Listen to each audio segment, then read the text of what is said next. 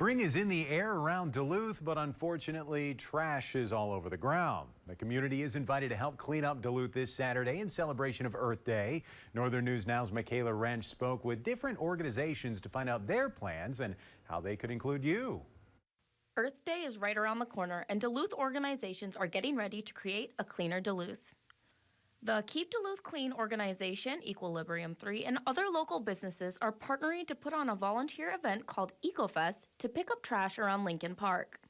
Last year, more than 180 people picked up nearly 5,000 pounds of litter. Seeing the large impact that everybody going out and doing that over a short period of time or each spring can really reduce the amount of litter in the community. Keep Duluth Clean does its part to clean up the community throughout the year, while their partners at Eco 3 make Earth Week their main time for putting on events like this. It's going to be a really great family-friendly event. We're going to have children's programming by Northern Expressions Art Collective.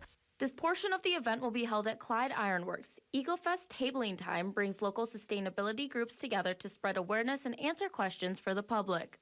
We're going to have about 32 different organizations from around the northern Minnesota area talking about clean energy and what they're doing to keep Duluth sustainable. Even if you're not registered for the event, that doesn't mean you can't take part. You can stop by any time and clean for 30 minutes to an hour. Just come in and check in with us at the table and get some materials and enjoy the day out.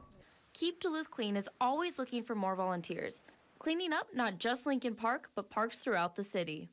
In Duluth, Michaela Wrench, Northern News Now. And you can check in at Ursa Minor Brewing for the cleaning portion of the event this Saturday from 9 to noon. We have more details on our website.